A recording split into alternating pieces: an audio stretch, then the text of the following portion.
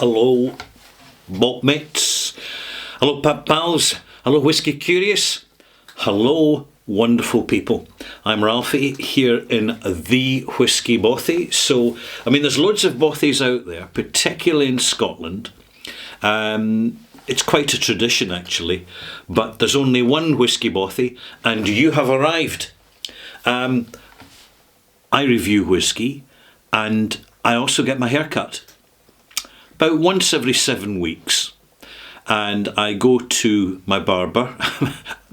This will explain itself in just a couple of minutes. And I go to my barber and I say, rightio, if it's grey, cut it out. If it's not, leave it in. And he has a laugh, and then we have a chat, and he cuts my hair.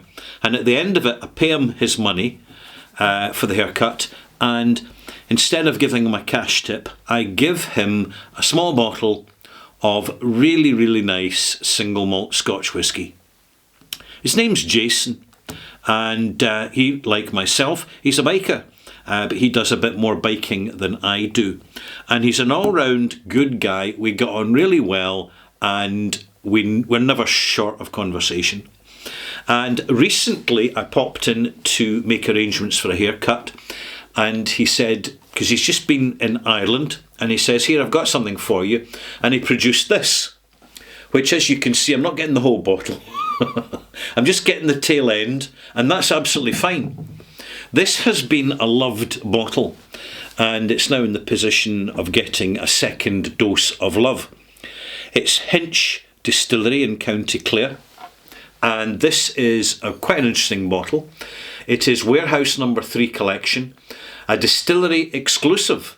This is a refill Oloroso cask, single cask number 3885. It was filled, the cask was filled in November 2003 and bottled in March 2025. So you're looking at something which is 21/22, well, it's 21 years old. Marvellous.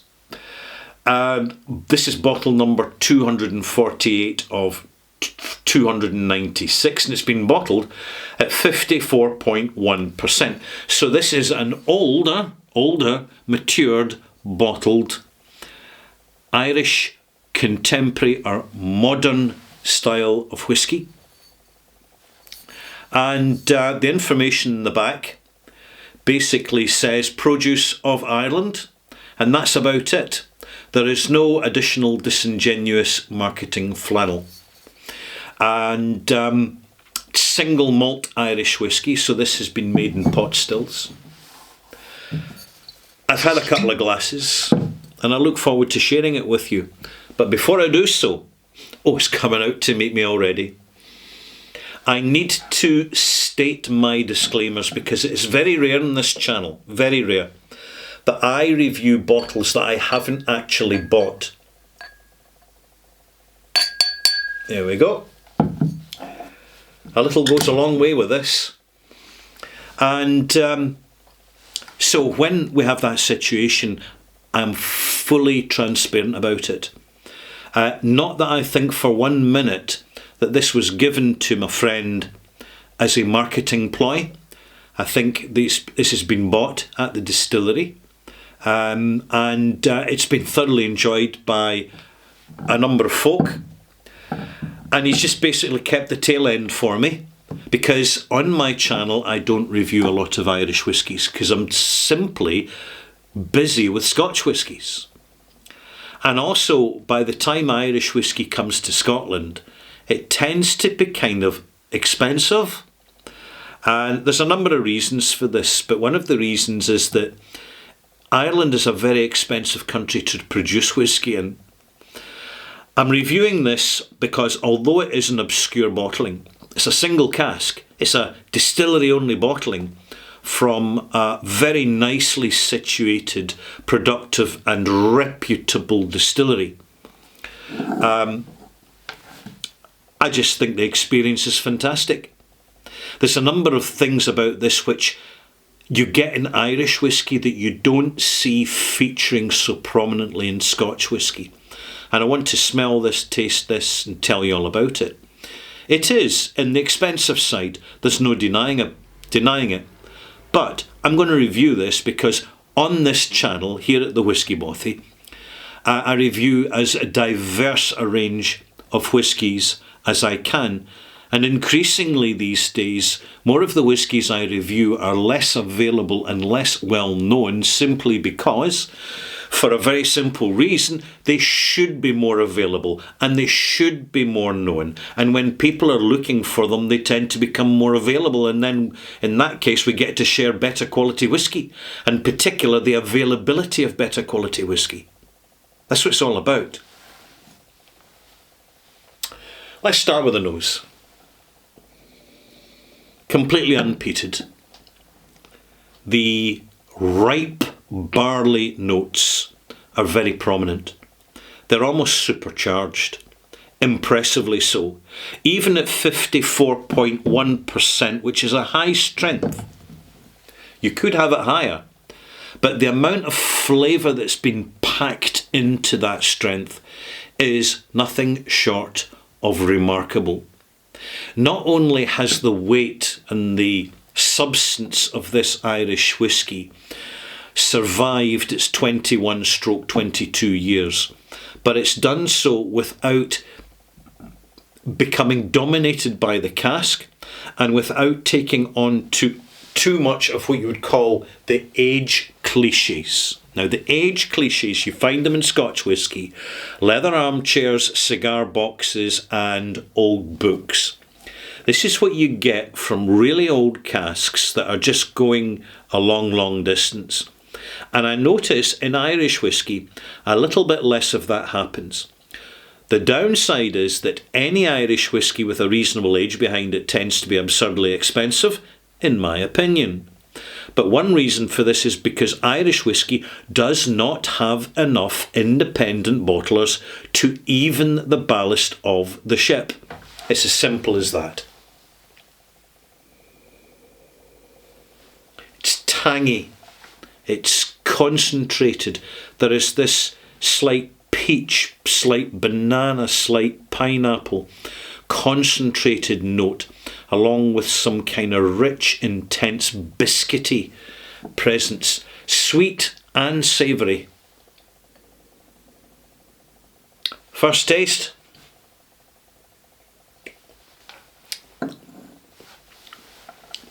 Remarkably gentle. Surprisingly gentle.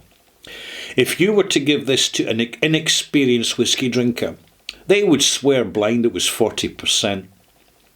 But 40% whisky cannot contain and carry the intensity and complexity of flavour that this bottling is delivering. It's a whole different experience in that respect. But at the moment, it's really concentrated, it's bound up, ball-shaped, of something which with the addition of water is going to become much more interesting. I'm going to start off with less water than I would usually add, simply because it's an older whisky, it's a single cask whisky, and Irish whisky, unpeated, tends to be of a gentler disposition, and what I don't want to do is drown it by simply adding too much water all at once right at the beginning. So if you're in any doubts yourself, take it easy to start with, even a drop or two, because you'll soon pick up the self-confidence that comes with experience of the adding water. So I've added a drop of water here. A little gentle roller around the glass, no shakies, no excessive agitation, which simply unsettles the whisky. And now the intense fruitiness is opening up. It's becoming a little bit more clear on the nose. You're getting that soft banana. I would call it a peach apricot soft fusion with a little bit of nuttiness. There is definitely a nutty component, but it's a light flavoured nut, and there's something slightly savoury and mineralated about it. And it's only when we come to the taste. Having added water, the mouthfeel so much bigger. Now the real flavour is being released from its locked up state. So I'm going to add 4 millilitres. That's roughly 7 millilitres I've added now over 2 stages. And this is really just starting to open up in the most remarkable way a very interesting and very, very well made Irish single malt. It was expensive, I know it was. It was distillery only bottling. So by the way, Jason, thank you so much. You're spoiling me. I think one of the problems with Irish whiskey, even now, is there's far too much attention given to the permutations of Jamesons. Whether it be green spot, the spot range, red spot, yellow spot, or whether it be the redbreast range. And unfortunately, that style of whiskey making, which is highly industrial, carries the reputation of Irish whiskey to the detriment of smaller, newer distilleries, because people are saying, well, it's just going to be another version of Jameson's, isn't it? And you couldn't be more wrong. Absolutely, categorically, this is nothing like Jameson's. This is a lot better. The quality of the distilling is very professional. The clarity of the delivery of the component flavours is amazing. The soft, understated and growing intensity of the fresh fruit notes and slight growing savoury notes, grain savoury, is unique, and not totally unique, but prominently unique here.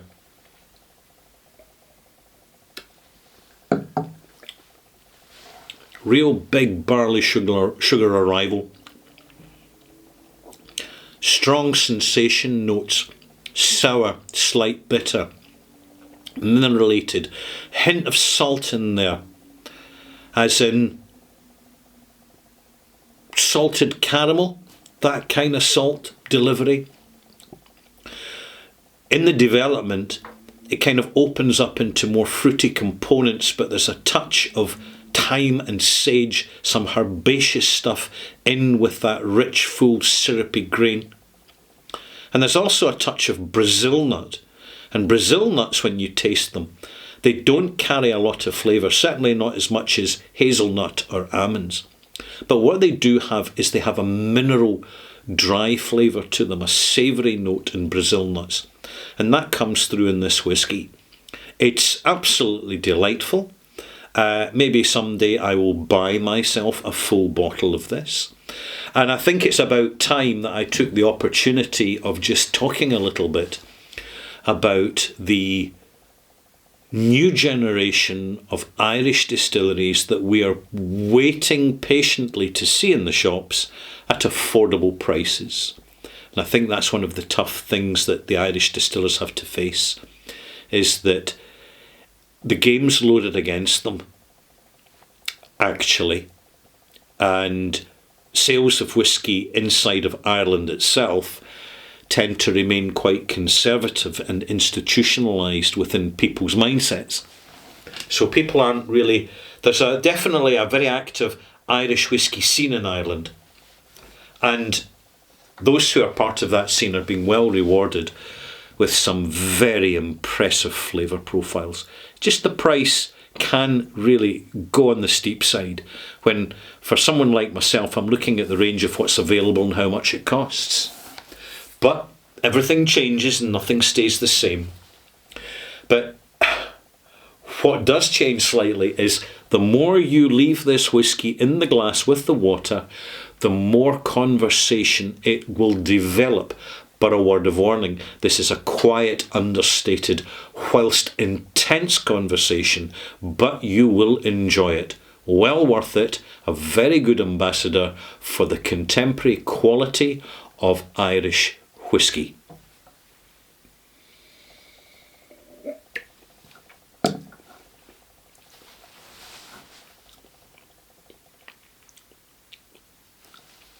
just holding it in the palate, a little bit of camphor, almost spruce or North Norwegian, Northern Scandinavian note seems to come through. Finish, clean, crisp, lemon juice, a little bit of mild, what would I say, nut rancio in the finish, but absolutely delightful. Let's give this a mark.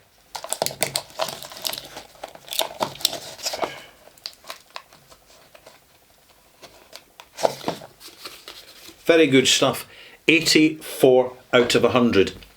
Now, I've been looking at this bottle and I'm looking for the magic words, and if you are a Ralphie regular here at this channel, you'll know what these words are.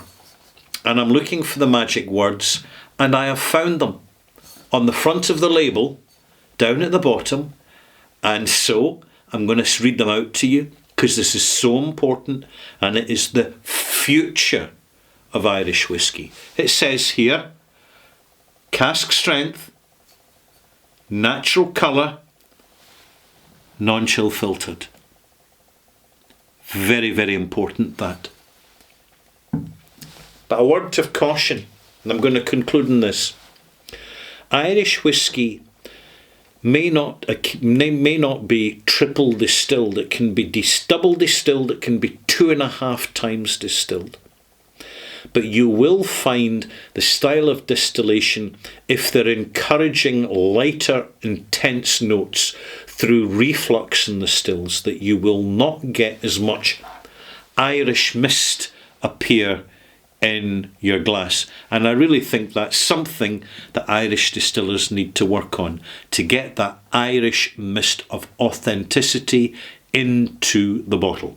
There we are, enough said. Join me shortly for my next review, because this has been review number 1100. Hard to believe. And in 1100 extras, I shall be talking about the Online Scotch Whisky Awards 2025. See you there.